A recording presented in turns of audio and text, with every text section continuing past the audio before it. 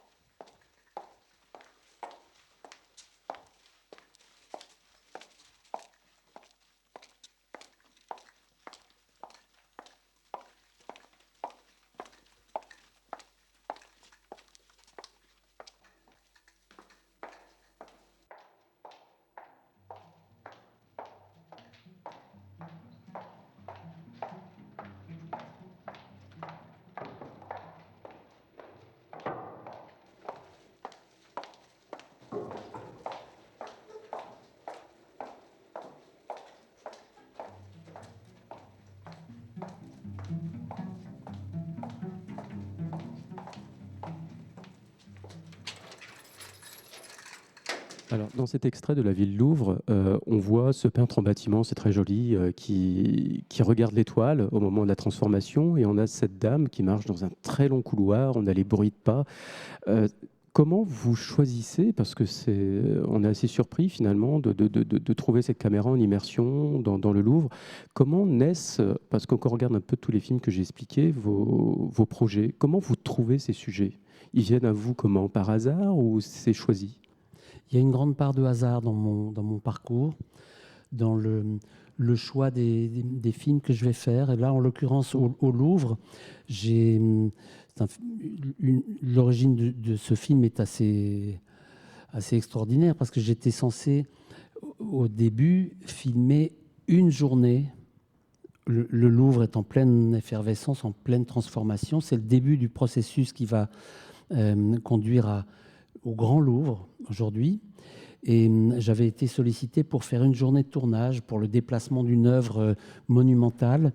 Et les conservateurs voulaient garder une trace. C'est comme ça que j'ai atterri au musée du Louvre pour filmer une journée. Mais à l'issue de cette journée, j'ai découvert, je venais de découvrir quelque chose que je ne soupçonnais pas, la vie secrète du musée, les coulisses, cette effervescence, et j'ai eu envie de continuer. Donc je suis retourné dans le musée le lendemain, puis le surlendemain, et ainsi de suite pendant 3 semaines, d'une façon tout à fait sans la moindre autorisation, par la petite porte, par où les ouvriers passaient. Et comme on filmait les gens qui travaillaient là, etc., qu'on était au milieu d'eux, etc., tout le monde était persuadé qu'on avait les autorisations. En réalité, non. Mais bon, il a bien fallu régulariser notre situation j'allais dire, de sans-papier.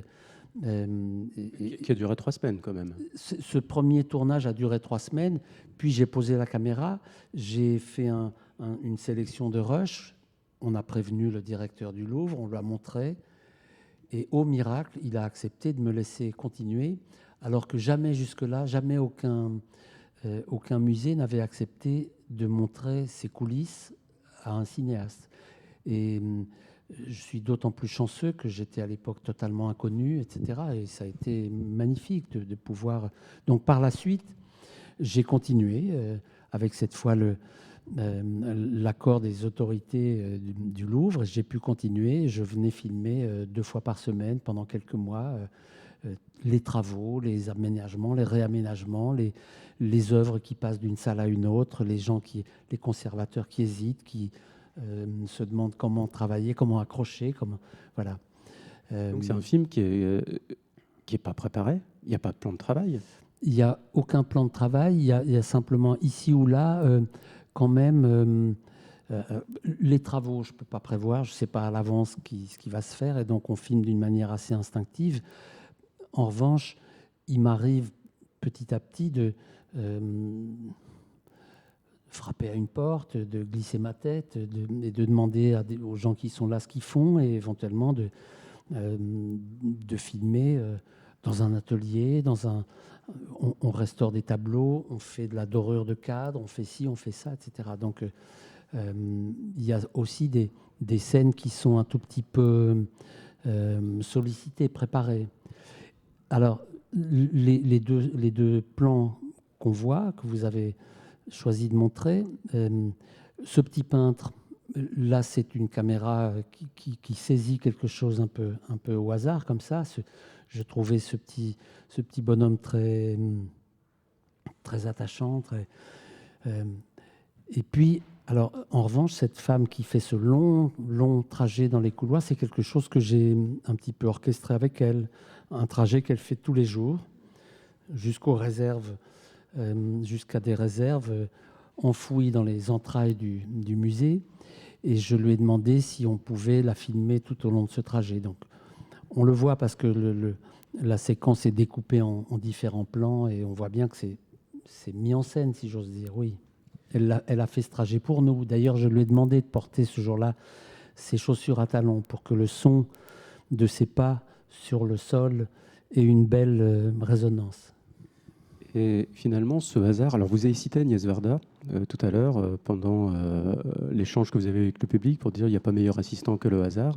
Ce hasard, ce premier film, cette façon de filmer, est-ce que ça va impulser vos autres films dans la façon de les faire? On pense à La Maison de la Radio, qui est une immersion incroyable dans cette station. Disons que pour moi, ce qui importe, c'est que d'abord, je ne sais pas très bien dire ce qui tout d'un coup me fait désirer faire un film là plutôt qu'ailleurs. Mais c'est quelquefois des rencontres, c'est quelquefois tout à fait anecdotique. Je suis de ceux qui... Je pense qu'il n'y a pas de grand ou de bon ou de mauvais sujet pour un film documentaire. Je pense qu'on peut faire un film magnifique sur un sujet apparemment anodin et faire un très mauvais film sur un soi-disant grand sujet. Donc, ce qui compte, c'est la façon d'être là, d'être présent à ce qui se passe. C'est le regard qu'on porte sur les choses. C'est comment on va les raconter. C'est ce qu'on voit. C'est ce qu'on a envie de faire passer par son regard, par sa caméra, plus que des grands discours. Je ne fais pas mes films à partir d'un vouloir dire, à partir du désir d'employer des grands mots, de faire des grandes phrases et de laisser un grand message à mes contemporains. Par exemple, si on prend le cas de la ville Louvre, il n'y a pas du tout de commentaire. Il n'y a pas de commentaire. Je dirais, j'ai rien à dire. Je n'ai rien à dire de plus. J'entraîne les spectateurs avec moi à la rencontre du monde dans lequel je vis et c'est ça ma démarche. Je ne fais pas mes films à partir d'un savoir. Je ne fais pas des films pour dire au spectateur ce qu'il doit penser, ce qu'il faut penser de...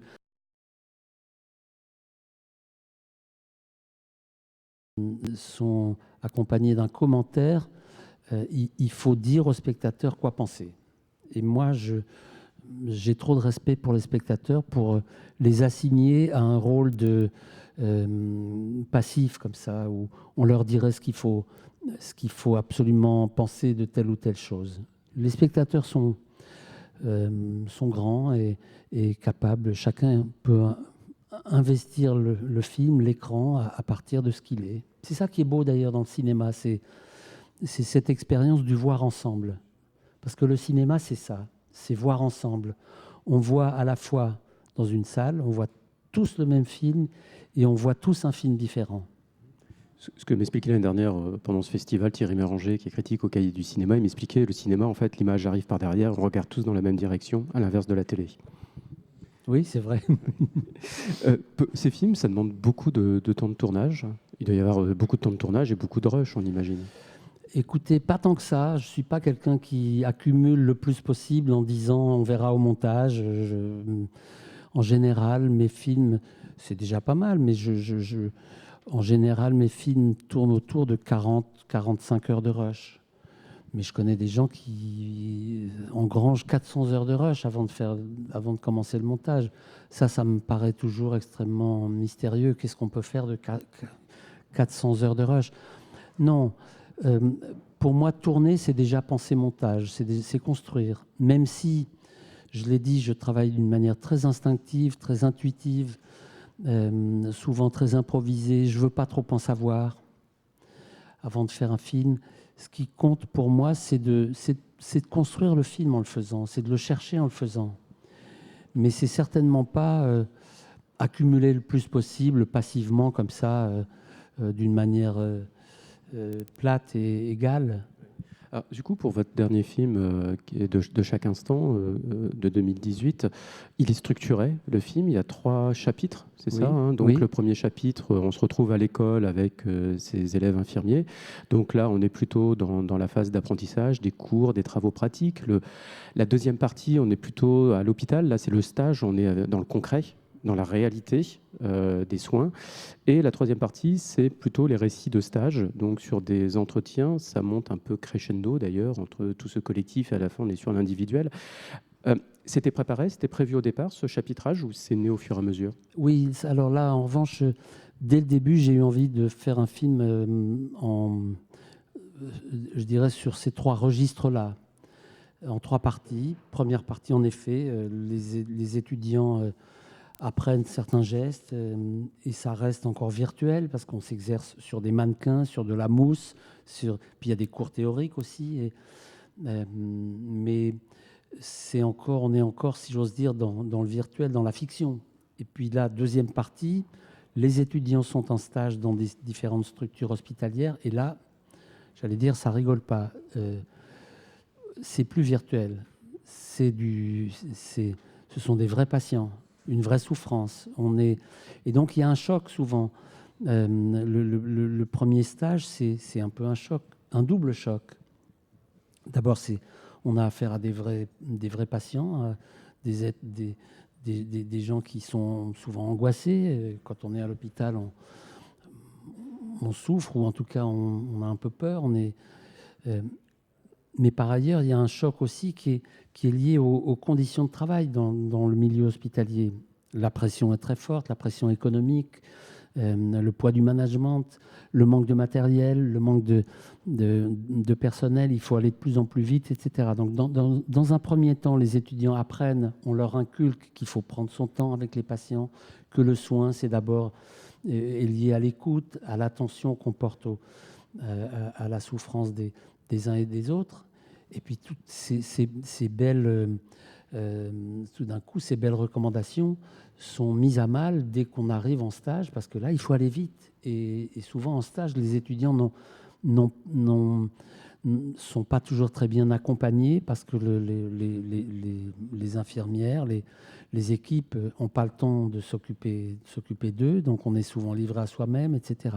Et troisième partie, en effet, les étudiants, de retour à l'école, racontent leur stage, et c'est des entretiens individuels, là où j'ai filmé à Montreuil, dans cet institut de formation. Chaque étudiant, après chaque stage, a droit à un entretien individuel avec sa référente, et c'est très important, ces moments-là, parce que c'est ce qui permet aux étudiants de travailler leur posture de soignant.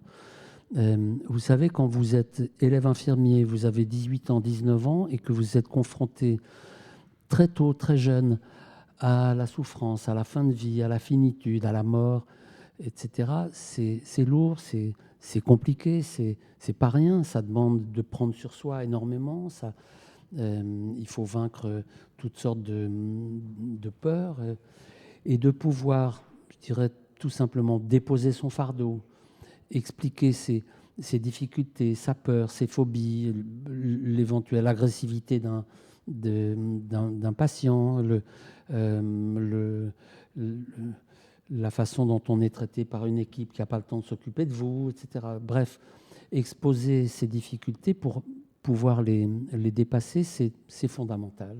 Parce que pour être un bon soignant, il faut garder du désir, il faut être bien dans ses pompes, si j'ose dire, il faut être bien dans sa peau, il faut...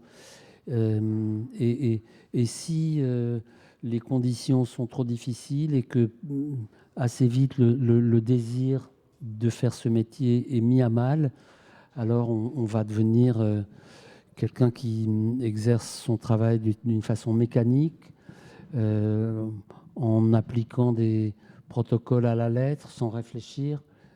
Ça va pas, c'est pas possible.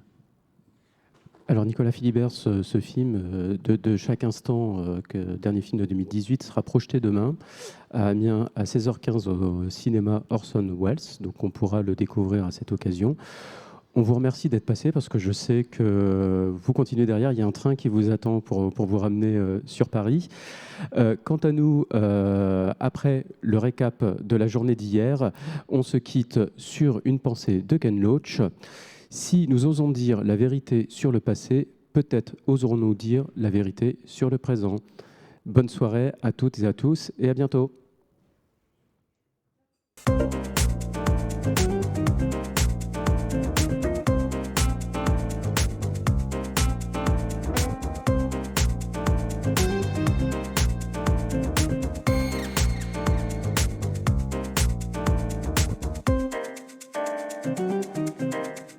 Et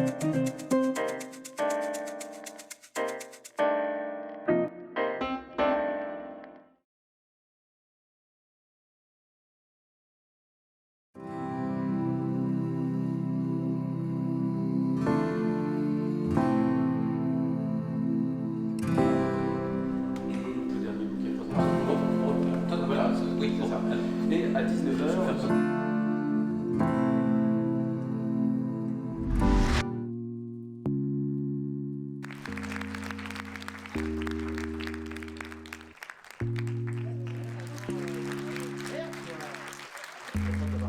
Pas pour l'instant.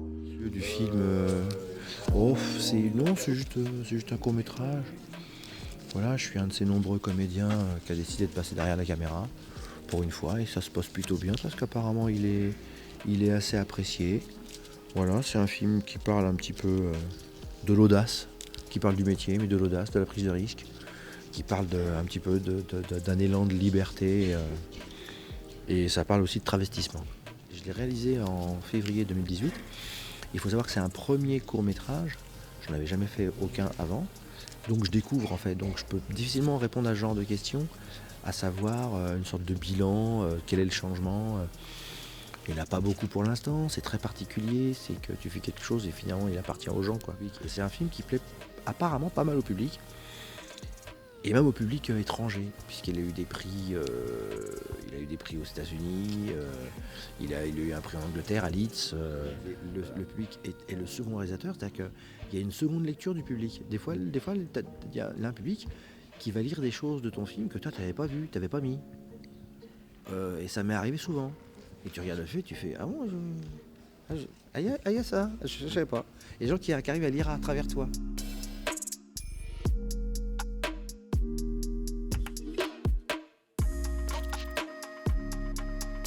Le film d'Isa Genini.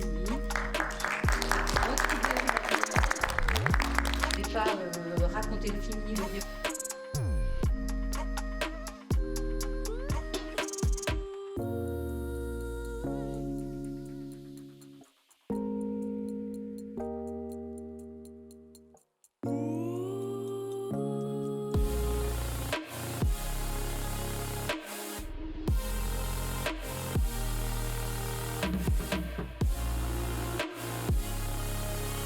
Presse, bien sûr. Je ne suis pas réel de certains gens blancs, pas tous. C'est un truc du cœur, un peu d'amour.